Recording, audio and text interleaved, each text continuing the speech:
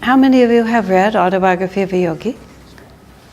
Is there anybody who hasn't read it? I phrase it differently. Okay, great. Just want to know what context I'm working with. There are two versions of that book. There's the blue one and the orange one. Downstairs they have multiple copies of the orange one and one copy of the blue one. The book was originally published in 1946, and the blue version is the first edition with a little bit of material added at the end from the third edition.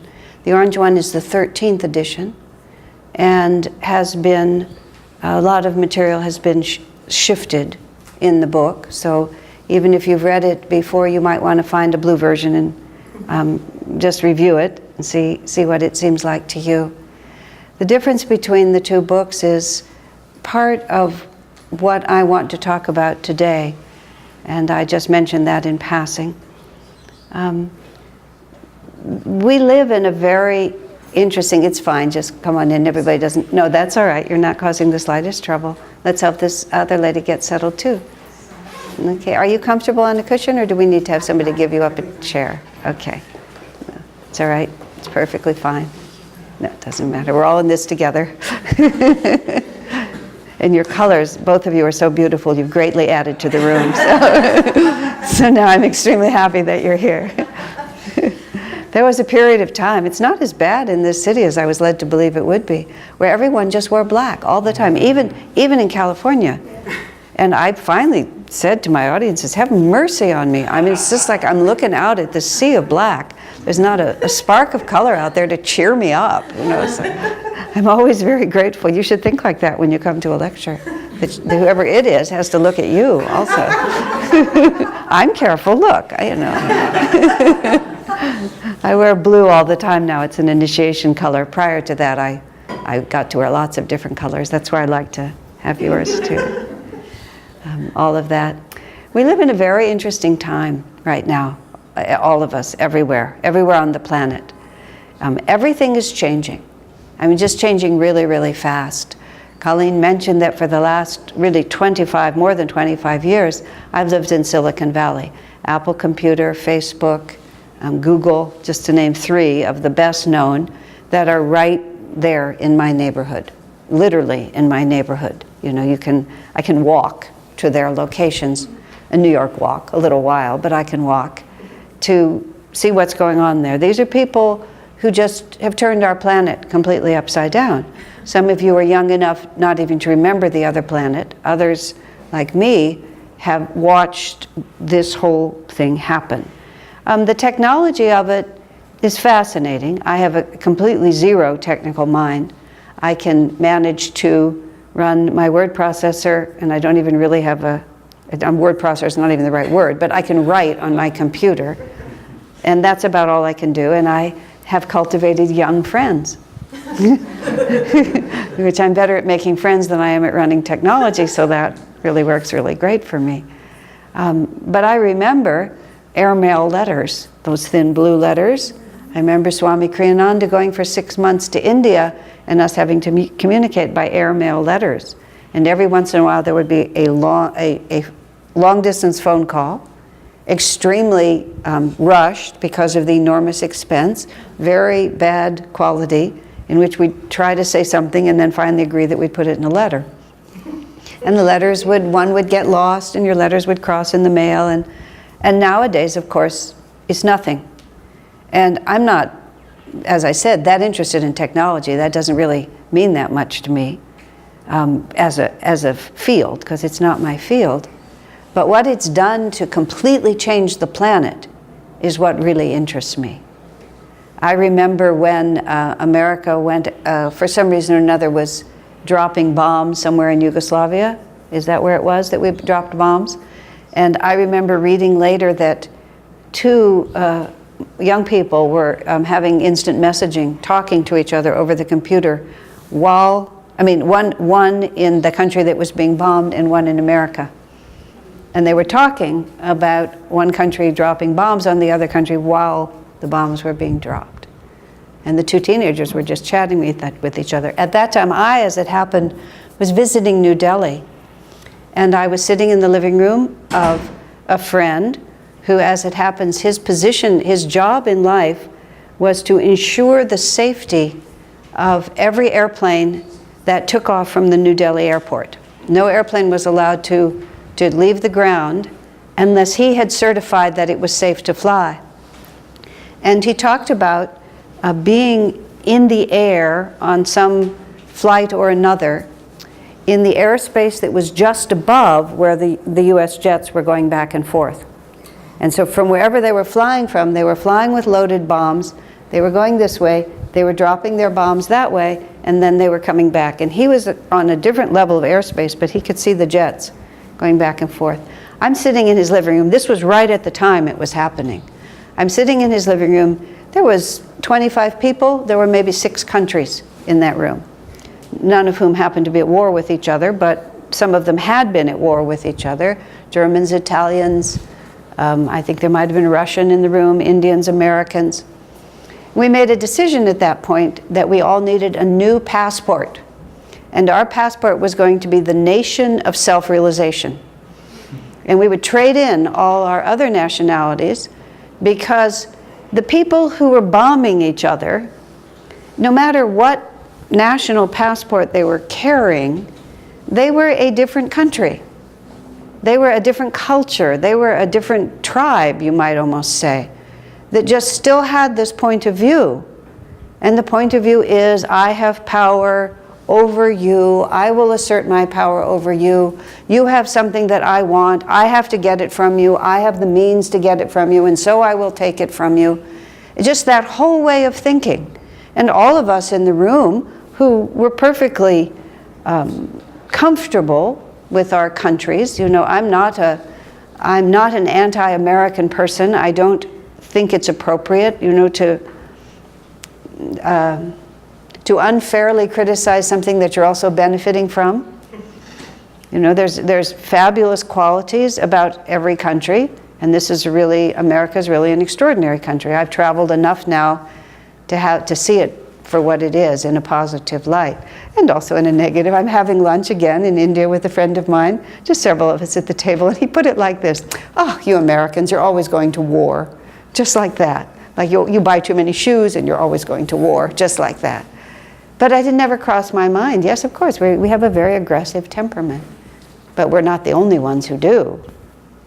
But there's just this completely other thing that's happening on the planet now. Now we have to think globally, which is where people are just, because we can communicate. The 2 things are happening. One, we can communicate, so we can't hear these myths about what other people in other cultures and other languages are like, because it's so easy to go over and find out for ourselves. It's so easy to take your little webcam with you and take pictures and have people talk to each other, and we can communicate in a moment. We don't have to wait for this long, torturous response to come to us. We're just all here together. The second thing that's happening, for better or worse, is that everything is homogenizing. English is becoming the national language, which, since I only speak English, is convenient. Whether you want to criticize it or not, I find it convenient. And people are dressing the same all over the world. Almost anywhere you go, it looks essentially the same now. People drive cars on paved roads. They wear jeans and t-shirts almost exclusively everywhere. National dress is just going away. And people are often speaking the same language, watching the same television shows, listening to the same music, seeing the same movies. Much of what is being globalized is garbage, but nonetheless, the result of it is we all just have to think in a very, very different way. Now, simultaneously to this sort of unification of hearts and minds, there's a powerful rebellion against that, and a tremendous effort to hold on against that unified effort. And the way Swami Kriyananda put it, he said, most of the time the cultures are shaped like a cigar, like this, that there's a few good people over here and a few bad people over here, and most people are kind of mediocre and just hang out in the middle and never really give it a thought one way or another. Where we are right now, the curve looks more like a dumbbell, which is the middle is getting very thin, and you're really either having to choose, I want to be part of a new reality, or you're clinging to what has been and hoping that things won't ever change. And it's a real conflict, and it's quite possible that it's going to really conflict. This is fundamentalist spiritual points of view. Only my way is right. All of you are not only wrong, but you're going to the devil or of the devil. And you know in this city more than most people do where that can lead. What can happen when you dehumanize the other and decide that you are the righteous one. But the most important thing that's really happening is this expanded sense of individual possibility and of unified possibility. Now, there have been many different things over the last decades that have acted in favor of that expanding light, I would call it, of greater understanding. This ashram, and Swami Satchidananda, who started it. When he came in the 60s, this wasn't here. This wasn't the given. I'm old enough to remember, because I was a pioneer in this whole movement of bringing Eastern spirituality into the West. And he was completely unknown. Nobody had any connection to what he was doing. And he gave his message day after day, and he radiated his consciousness day after day. And one by one, he attracted Western devotees who began to feel what he was trying to say, and well, here we are right now. Paramhansa Yogananda was the pioneer, he was the first Indian guru of stature. He was almost the first Indian. He was the first Indian to ever make America his home. Subsequently to that, many have come. Two other Swamis, Swami Vivekananda and Swami Ramtirtha, actually came to America, but both just came for a short period of time and then went back to India. Yogananda was the first in the divine plan who was born to be in the West. He started in the East, in Boston. He was in New York a great deal. He was on this seaboard. He traveled back and forth across the country many times and finally settled on the West Coast in California, in Los Angeles specifically. But among the many things he did was he wrote that book, Autobiography of a Yogi, which is seminal, and almost anyone who begins to think outside the mainstream of denominational religion ends up picking up that book sooner or later. And only a very tiny handful of the people who read that book actually embrace that as a path. This belongs to me, this is my guru, this is my practice, this is my ashram, however you say it, however you choose it. But many, many people are touched by the force that he put out. Now, we are living in a time, as I was saying a moment ago, where everything that we knew before is shifting. I was talking to my host here, Colleen, who was talking to me about all the empty churches in New York City and how difficult it is to maintain these big church buildings, how expensive it is, how the congregations are not there to heat them and to repair them. And there's one right across the street from the apartment where she lives in, which is vastly underused real estate. But much of this real estate was purchased decades ago when the congregations were strong and is completely owned. Where I live in California, our Ananda temple is a former Catholic church. And the Catholics sold it to us. Our Italian friends were so completely, they could not understand, and they talked to each other in Italian because they were so incredulous about it. The Catholic Church selling a church? They never sell their churches. How can they sell their churches? This is America, honey. They don't. And the reason they're selling it, which they don't want to tell you, is because there are not enough priests. Otherwise, they just hold on to it, wait for better times. But people are not going to the seminaries or the monasteries like they used to. Simultaneously, people are calling themselves much more spiritual. There's the death of what they call denominational loyalty.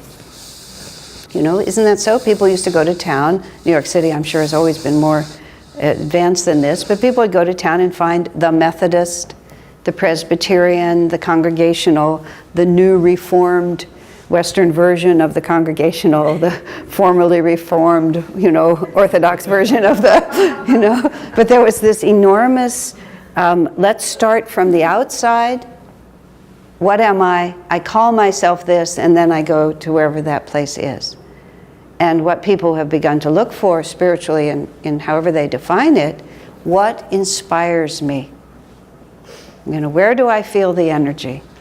Where do I feel the upliftment?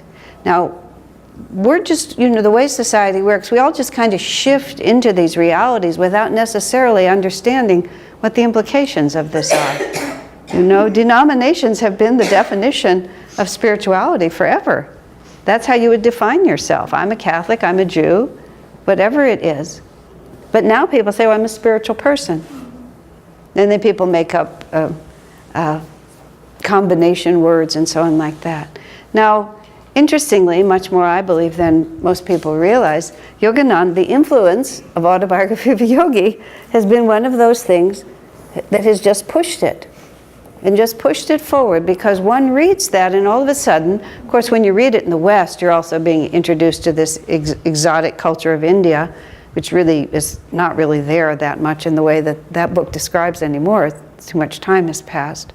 It's becoming as Western there. The last time I was in Delhi, which was just a few months ago, before I went to the airplane, I went to Fat Lulu's restaurant to have a really excellent pizza. I could hardly believe it. It's all right. It's just what's happening. What can we say? We can't fight every battle. But what is really taking place right now is the shift from institution to the individual. Now, there's still value to congregations or communities or whatever you want to call it. I've been walking around this city for a few days here. I've been here since Wednesday. There's a lot of people here. And there's a lot of different threads of consciousness going on. You know, there's people who have one thought form going this way, another thought form going this way. It's ethnic, it may be language, but it's really much more than that. It's just attitude. People of different attitudes in all sorts of places. And thoughts are as real as anything that we can see. In fact, much more real, because the influence of the power of other people's thoughts goes inside of us, and then we think it's us. It's harder to differentiate when you're being influenced by other people's thoughts than it is when somebody's physically coming up and accosting you in one way or another. So one of the great challenges that we all face is that we are still living in extremely diverse times.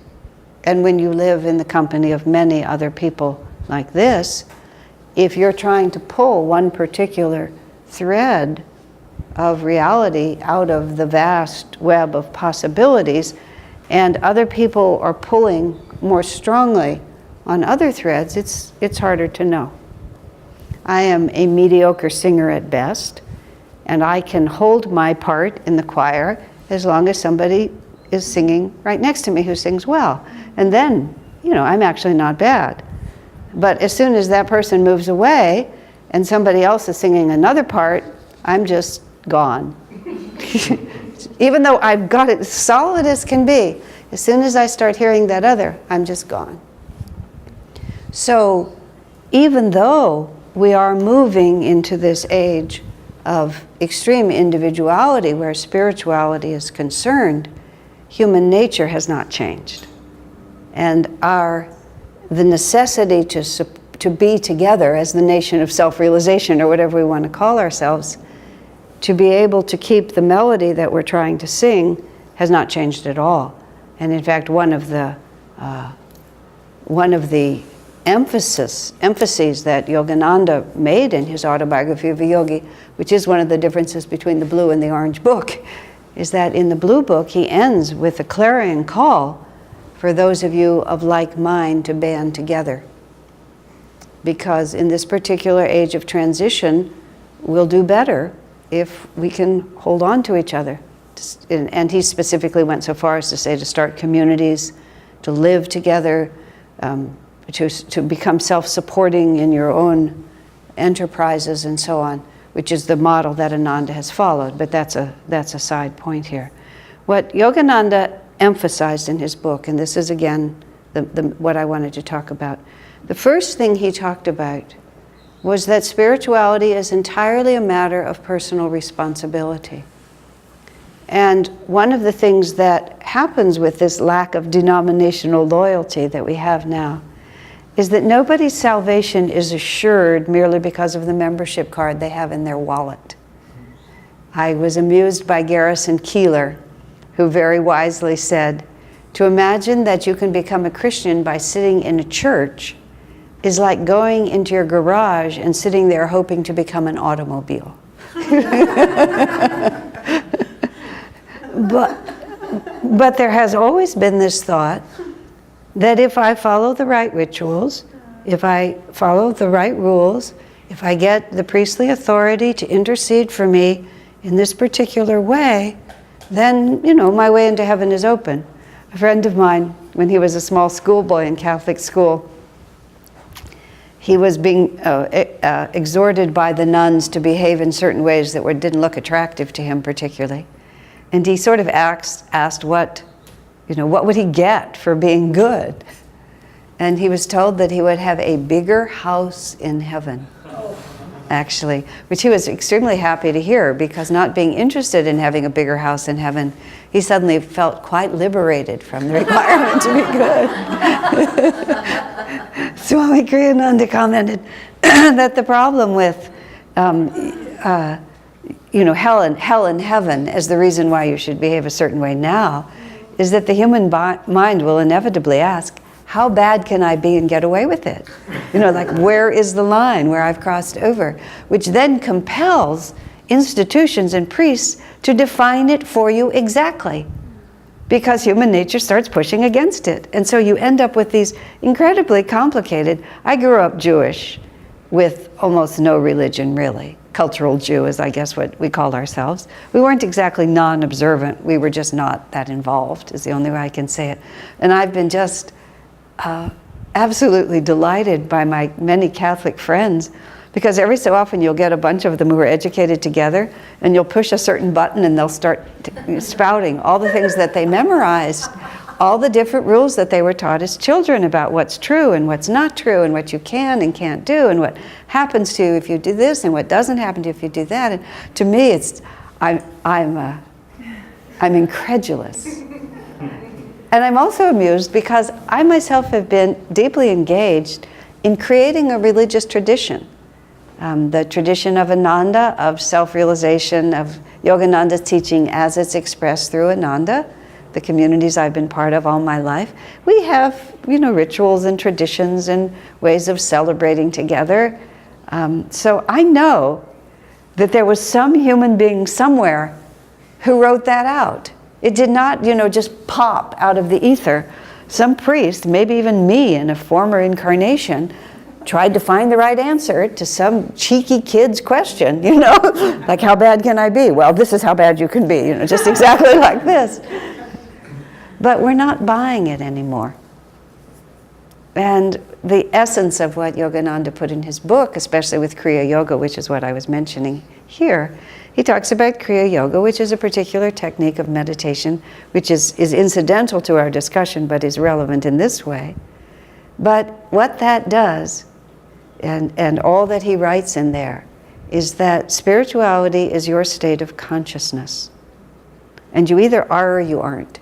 You can have all the regalia you want, you can have all the rules you want, you can have all the position you want, you can wear all the special clothes, you can know the language, you can know all of the rituals, but you either are or you aren't. And what it means to be spiritual is a few very classic and obvious things. Swami defines it in his commentary on the Bhagavad Gita, which is a great book if you're interested in that sort of thing. He talks about how can you tell whether or not you are moving forward spiritually, and he gives these, I believe there's 4 points. He said, an ever-increasing sense of freedom, personal freedom, and joy is one. And joy, not just happiness, not the joy of, oh, I don't follow anybody's rules and I do just whatever I want, which works for a while. It's not like there's a great difference between joy and pleasure. You take away the stress of trying to be good and you do feel better for a little while. But unfortunately, that has its own consequences. Again, these are different discussions. But an increasing sense of a kind of joy that is entirely emanating from your own self, that is not about what the conditions of your life are. Things are going well, things are not going well. And that increasing sense of joy is simply who I am. I just know that there is a rightness to my place in the universe. And even if I have to climb hills and overcome obstacles and face disappointments and all of those things, that increasing sense of joy is not really dependent or touched by those. And with that comes the freedom, an increasing sense of freedom, but that freedom is the freedom of what I would call self-mastery. Freedom to break all the rules if you feel like it is not necessarily true freedom. It's the freedom to follow your desires, which if you don't care about the consequences, you can always do. I wear this, something that looks like this pretty much all the time, since 5 years, since I took a certain initiation, as I said. But I was never one, and I can walk around anywhere and feel perfectly comfortable. When I was 15 years old, I realized that all of fashion was whether you were embarrassed or not. That there was absolutely no other enforcement except your embarrassment, which is, of course, the day I resigned from the whole system, because I just wasn't embarrassed. I just didn't really think it made any difference. And tremendous amount of what we think of as rules is just whether we're embarrassed or not, to be different. And so an increasing sense of freedom, which is that I am free to actually choose. And I have mastery not only over my relationship to the outside world, but I have mastery over my own impulses. I can choose whether or not to express myself sternly or angrily. I can choose whether to give my heart to a situation or follow a certain impulse of my own. I can choose, rather than simply be compelled by the karmic fabric that's in me and find myself doing something that, what was I thinking? You know, why did I ever think this was a good idea? So the definition of what it means to be a spiritual person is an increasing sense of freedom and joy by these definitions. That's the first part of it. The second part of it is an expansion of sympathy for everyone else around you. And that is an extremely key element that is not present in what many people call their religions.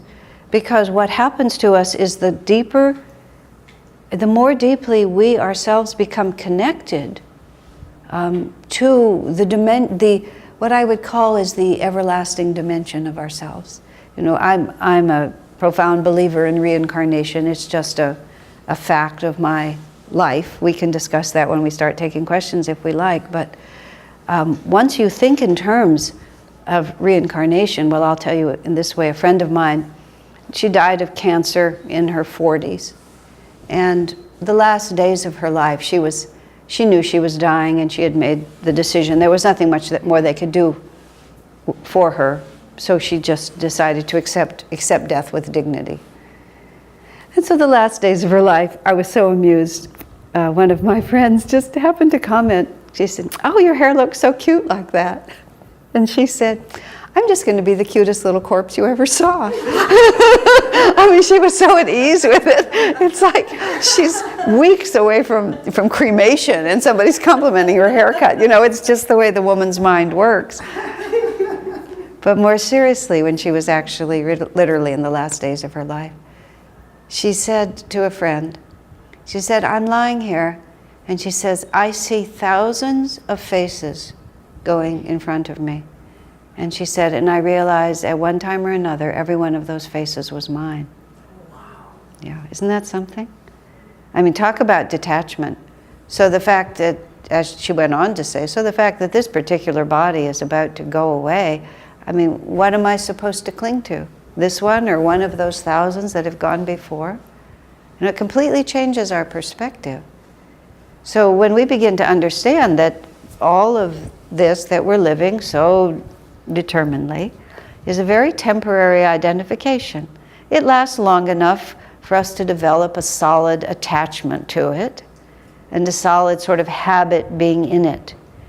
But everyone who has stepped out of their bodies in what is becoming increasingly common near-death experiences, I would call it death and return, because they really do die, but then they return.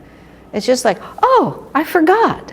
Living in this body for as long as I have, I thought it was me. What could ever make me think that? You know, it's as crazy to limit ourselves to the identification contained here as it is to think that if you take off this dress or this shirt, you'll cease to exist. You know, if you did that, people would think you were loony. And the way we cling to our bodies, the saints look at us and think, oh, the poor saps. You know, they just don't have any idea. And an increasing sense of freedom comes to us when we realize this is a responsibility. That's how Swami Kriyananda put it. I love that. You are responsible for this incarnation. This does not give you the right to just drop out and not take care of it. You are responsible, and you have to carry out your responsibility well. But being responsible is quite different than being defined by, if you think about it, do you see? This is not, I'm identified with it, but only temporarily.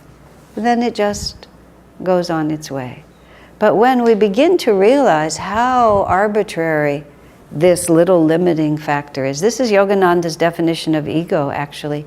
Ego is the infinite self identified with the limited body. If you think of the origin of all your fears, all your uncomfortableness, all your prejudices, everything, it originates from the fact that we believe that this body is me. And then all of a sudden, if my husband doesn't treat me a certain way, if my wife doesn't treat me a certain way, if I don't get the job I want, if I gain too much weight, you know, if my face begins to age, as inevitably it will, you know, all of those things begin to make us suffer. But if we weren't identified with this, if it was happening to a picture on the wall, we wouldn't feel that way about it. We would have to act responsibly. But all our suffering is, ego is the source of suffering, but that definition of ego, I'm identified with this.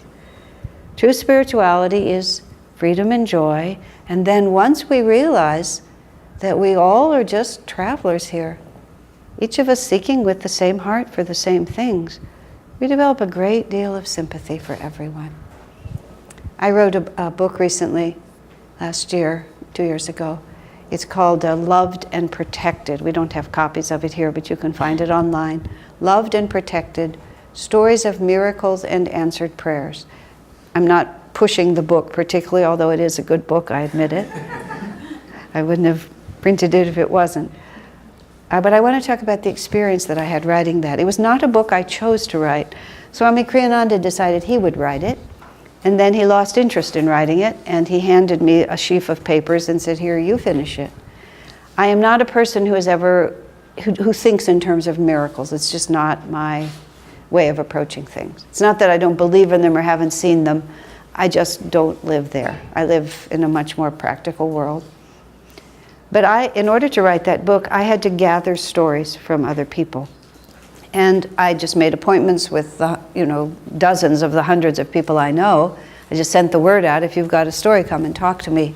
And I spent a number of weeks just sitting, and I can type very fast on my laptop, so I was able to type and keep eye contact, with sufficient accuracy that it worked. So people could just talk to me, and I could just take notes while they spoke.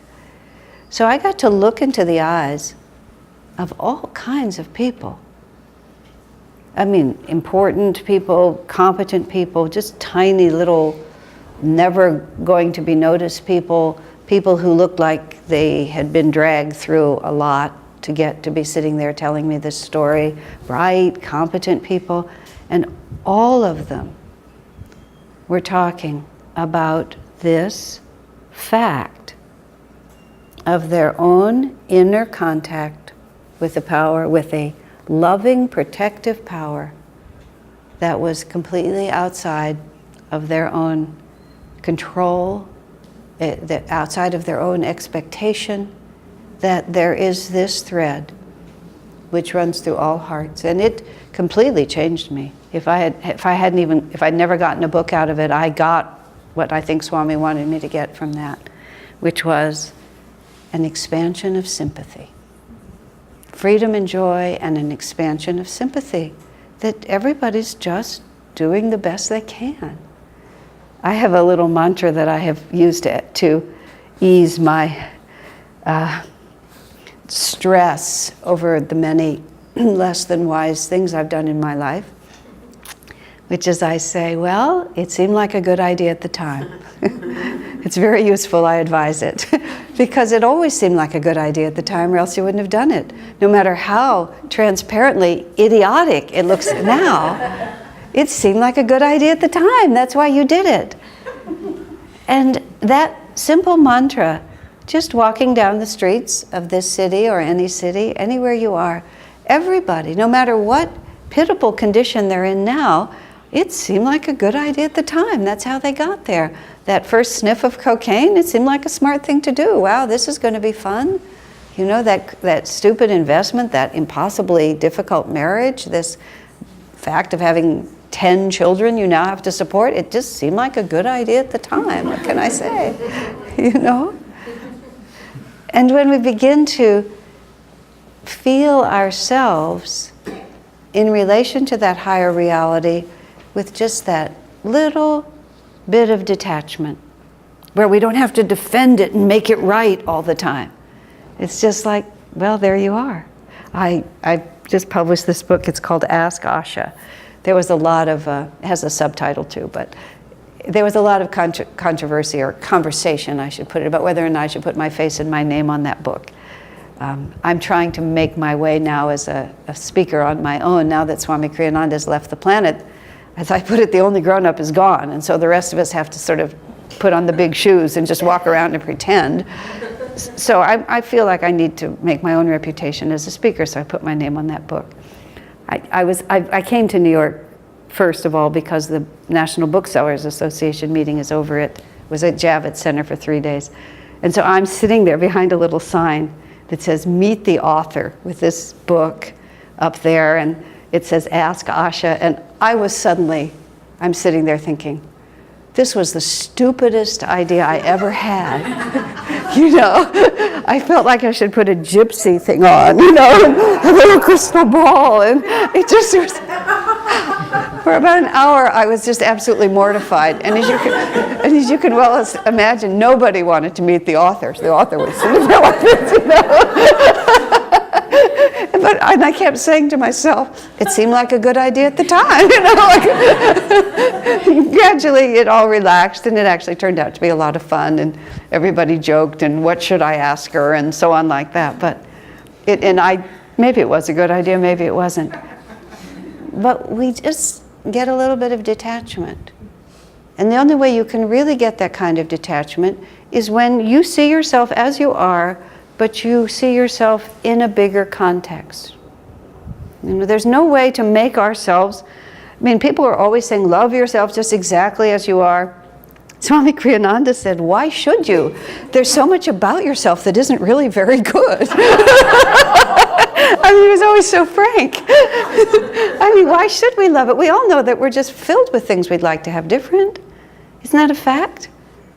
But we can love the fact that we're on the way, that we're a work in progress. And that has to do with how deeply we identify. You can have a black dot, and if you put it right here, then everything is black. And you just have this horrible feeling about everything. But that can be exactly the same. But when you put it out here, what happens all of a sudden? It's just what it is. It hasn't changed at all, bear in mind. So you haven't had to change reality or pretend that something isn't true, but you see it in context.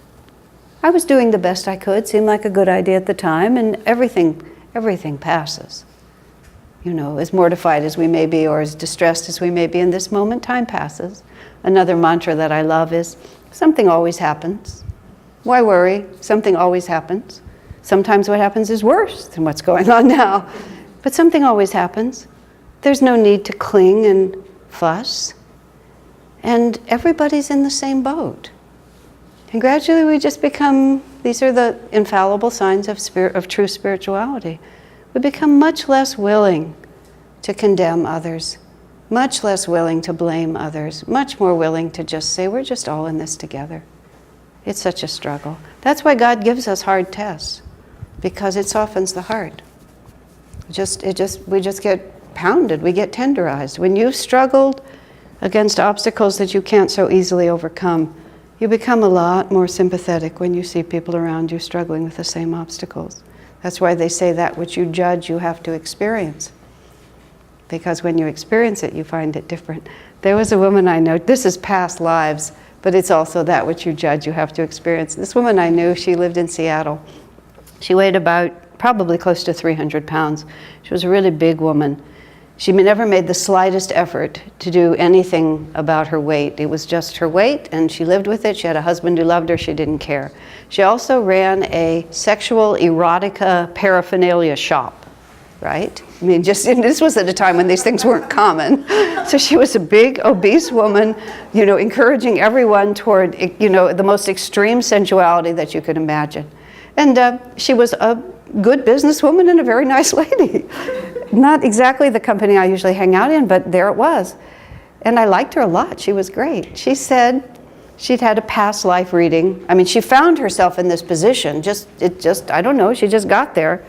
She had a past life reading, and she was told, true or otherwise, I consider this apocryphal, if not necessarily literal, that she had been an extremely judgmental nun.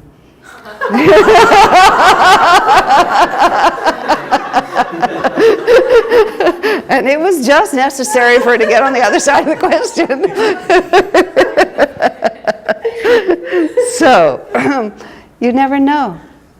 You don't really know what someone is doing with their own karma. You can't, unless you have that sight, you just can't know. So, increasing freedom and joy, and an expansion of sympathy for everyone in the world. Whatever you call yourself, that's what spiritual is. Now, the third one is what Swamiji simply calls expansion of consciousness, which I've been implying with all of this. And consciousness means, essentially, there's no real way to define consciousness. I actually realized, someone wrote me in one of these letters, that what that book is. They said, I hear you use the word consciousness all the time, but you never define it. Which it occurred to me after 45 years. That's right, I never actually heard it defined. Swami had already died when that letter came in, so I wrote to his secretary, have you ever heard Swami define consciousness? This is what he said. Consciousness is the substance of everything. Everything is a manifestation of Satchidananda, ever existing, ever conscious, ever new bliss. And when you make a definition, if you think about it, you reference something to something. A lemon is like an orange, only it's smaller and it's not so sweet. But if you've never eaten an orange, that's not going to really help you with the lemon, is it?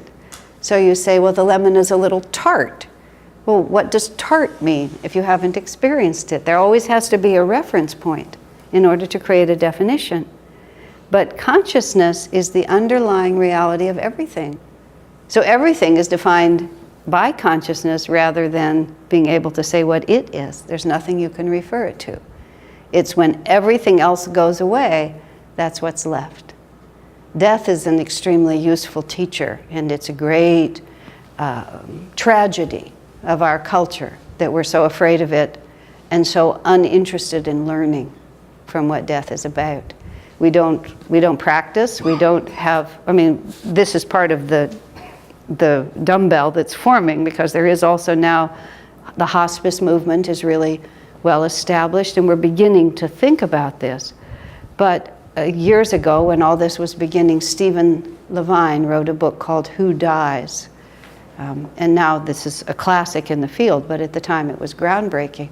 And he had a fabulous part in there when he talked about the stages of people dying and how we are so accustomed, when we feel a little imbalance in our consciousness, in our awareness of life, and our experience. We feel a little imbalance.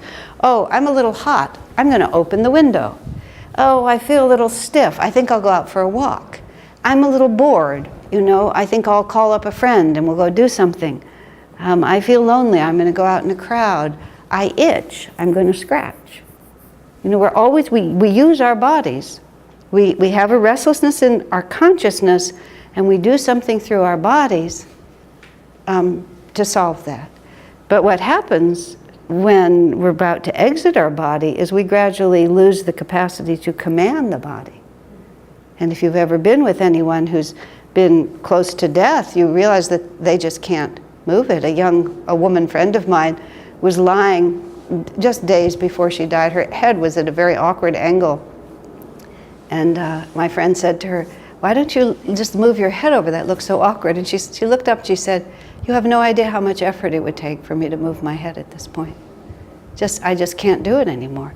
So now Stephen Levine talks about the fact that your consciousness, however, can be just what it has always been. And if you have been entirely accustomed to resolving the dilemmas of consciousness through your physical body, and you no longer can make your physical body do it, he said that's a stage where people become extremely agitated. But and that has always stayed in my mind all these years, if we begin to practice solving the problems of consciousness on the level of consciousness, then that, you see, is what gives us freedom. We expand beyond. We begin to realize, I don't have to be angry at someone just because they treated me in a horrible manner. They treated me in a horrible manner, but my anger at them is a disturbance of my consciousness. Why should I accept it? A woman friend of mine was betrayed in a real solid manner. It was a real solid betrayal, and she was struggling to come to terms with it. And so she came to Swamiji and she said, "Swamiji, everything that happened was just right. It was perfect what happened," which is what people say. And Swami said, "No, it wasn't. He behaved very badly." Just like that. She was a little startled.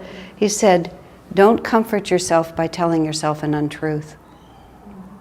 He said, "Just see it for what it was and then expand your consciousness around it." Okay, so this was not a good thing for this person to have done. It wasn't honorable, it wasn't kind, it wasn't thoughtful, it wasn't an expansion of sympathy, whatever. But it is what happened. So there had to have been a karmic thread that required it. It seemed like a good idea at the time, and whatever I did in the past to attract it to me also probably seemed like a good idea at the time. We expand our consciousness. And that's the way to solve absolutely every problem there is. You expand our consciousness from a limited sense of time. You expand it from a limited identity. You expand it from a limited self-definition. I have to have this and now I'm unhappy because. And other people have to behave in this way because. No, we just expand our consciousness. And those same waves are still happening. But we've gone down into the depth of the ocean. I did a little bit of scuba diving for a few years in my life. My husband and I, we gradually stopped because we both admitted to each other we were always scared. We decided it wasn't really as much fun as we thought it would be. But we did have some fun, and I learned a lot from doing it. And once we went to that part of the world where the water's warm and clear in Central America and so on. And once we were under the water, and while we were under the water, a tropical rainstorm started at the top. But when you're under the water, you are in a totally other world. You have no idea what's going on above, especially if the water is clear. You can just see as far as you can see. So it was time to come up, and we came up, and then we broke the surface of the water, and we discovered all this rain and turbulence was happening at the top. And then we just, for fun, we just went down a little bit, and then it ceased to be there. And then we went up again, and what do you know? There it was. And then I hung out right at the water line, right there. And I just watched the rain come down, just making this big thing. Then I'd sink, and then I'd rise. And just, because it was so beautiful to begin with, just as a small thing, because it was a sunny rainstorm.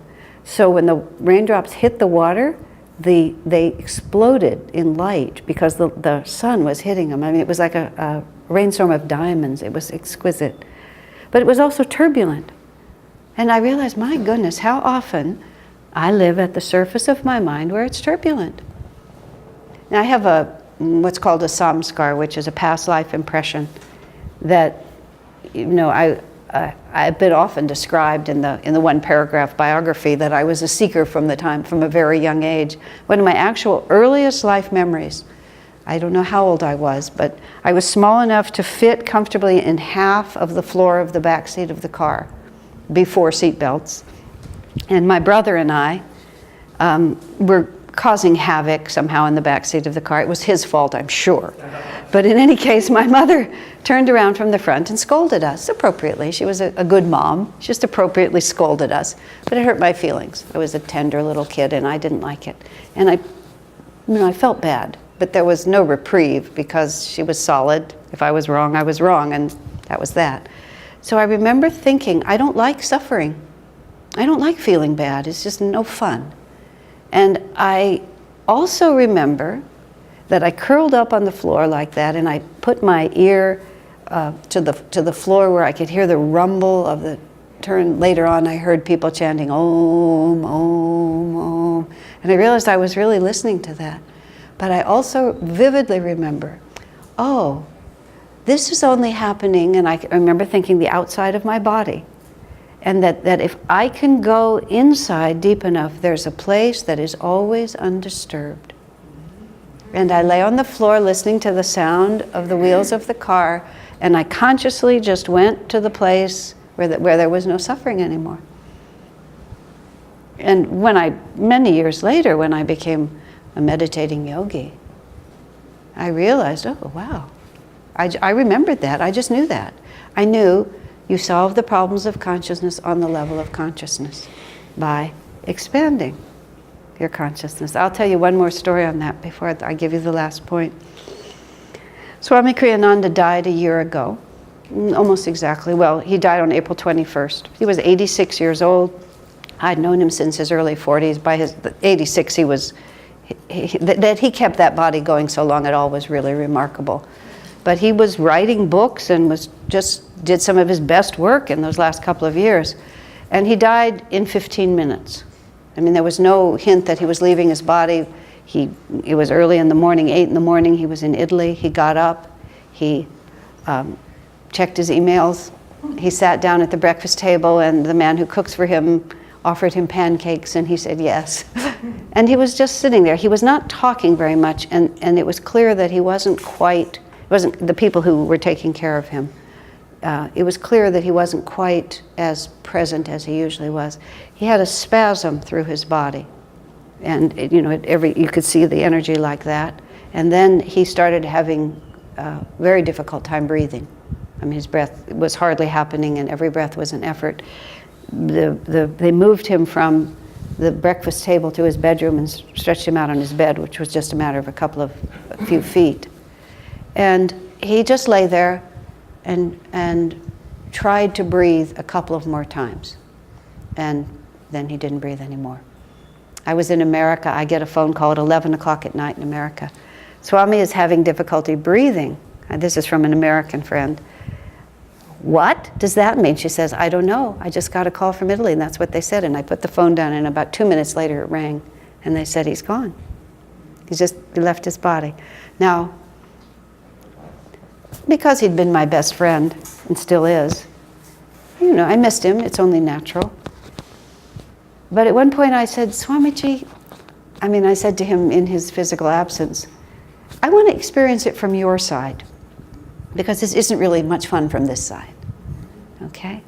So I feel like he gave me this insight, and by no means did I experience it, but I understood it from his side. And here's the image of the ocean, like this. And the huge vastness of the ocean, which is a very common spiritual symbol, of course, for very good reason. Well, Swami Kriyananda, who had often told us that his phrase, I don't identify with Swami Kriyananda, this is where he said the word, Swami Kriyananda is an event for which I am responsible. And he demonstrated many times in his life by his complete detachment from so much. He participated completely because he was responsible, but he could just step back from it so easily because he didn't identify with it. So I imagined that like this trap door opening at the surface of the ocean. And this oceanic consciousness expressed itself through that trap door, like that. And all of us, in little rafts on the surface of the ocean, defined what we were experiencing as that open trap door, because that was the means through which the consciousness had come. Now, Swami had a very expanded consciousness, but this is true of all of us. We just experienced it like that. And then it was time for him to go, and so he stopped breathing, and his heart stopped beating. And that little trap door closed. And from the surface of the sea, it looked like this huge change. But from his perspective, the little door had been open, the little door was closed. Now, whether or not we can actually go there as readily as he did, I always keep that in my mind now. I always think about that. You know, yes, we are coming through the little trap door, but what is coming through? And with other people, when we're relating to them, what are we relating to? The tiny little sliver that we see? Or can we expand our consciousness to feel this just sort of great symphony of awareness that we're all acting out, and we get to play, get to be two little bubbles of light kind of playing together in the great sea. Two little bubbles hang out for a while and have a really good time. When I met my husband and married him, that's what I thought. Two little stars, you know, just kind of hanging out for a while, having a really good time. And it's, you know, it's great. I'm not going to say it's any less than it is. It's just been marvelous. I love him dearly, and I've enjoyed every minute of our life together. But even in the enjoyment of it, I try to always keep that point of view, because that's where the freedom and the joy comes from, and the great expansion of sympathy. And then the last point here, which is worth saying before I'll ask for questions, is that one thing that happens the more deeply spiritual you become in yourself is that you become increasingly calm. Because inevitably you would. I mean, where does agitation come from? Oh, what's going to happen? What's going to happen? What's going to become of me? What's going to become of them? You know, just all of that stuff. But you have to be very, you know, once you begin to feel the freedom inside yourself to deal with whatever comes, the deeper level of joy, no matter what it is, the sympathy for everyone instead of why are they behaving so badly, energy, expansion of consciousness, then you're just calmer about things. You can still be intensely engaged. Sometimes people try to be calm by being apathetic. Oh, whatever you want. It doesn't really matter to me. You know, that's not the same as being calm. That's just being low energy. Swami Kriyananda, Yogananda before him, they were so powerful. Swamiji, I mean, at the end of his life, I remember once I was at his house. He was in his 80s by then. He had 16 people in his house. I counted them. And every one of them was busy doing something that he had assigned to them. And everyone was just going flat out. I mean, there was tremendous energy flowing through him at all times. But it was always just, he was always centered in himself. Actually, it occurred to me, in all the years I knew him, this is the phrase I finally came to, I never saw him rattled. I saw him intent. I saw him at times determined to make things happen. He was stern sometimes. I've seen him weep. It was not like he didn't experience, but he was never rattled. And rattled is what happens to us. Calm is the opposite of being rattled. Low energy is not the opposite. It's not the same as being calm. You can be very high energy, but you're not rattled. This just needs to be done. You think of a hero on a battlefield. They often describe themselves as in the midst of all of it, they were just perfectly calm. They just knew what they had to do and they did it. They were never rattled by the situation. The more deeply rooted you become spiritually, you just don't get rattled anymore. You just move through this life, and this is what's simply going to happen to you. Now, I started with Autobiography of a Yogi, but this, what I just described to you, this is Kriya Yoga. This is what Master describes, Yogananda describes in that book, and says, look, everyone, you need this. And there's specific ways of meditating, and there's many ways of meditating that are nearly the same as Kriya Yoga. I'm not sectarian about it. But the principles that he is describing, spiritual, the responsibility for your spiritual life, for our spiritual life, is put in the only place it can ever be, which is right into our own hands. And that's the revolution that's happening right now, and that's why these poor churches are sitting empty, is because we're not interested anymore in what we call ourselves. We are deeply interested in who we actually are. And the more powerfully that movement begins to move, it will, in time, not unfortunately in quick time, but eventually it'll be the end of war, it'll be the end of selfishness, it'll be the end of violence, it'll be the end of greed. Because when we understand that it's up to us, then everything about life becomes different in all the ways that we're all seeking.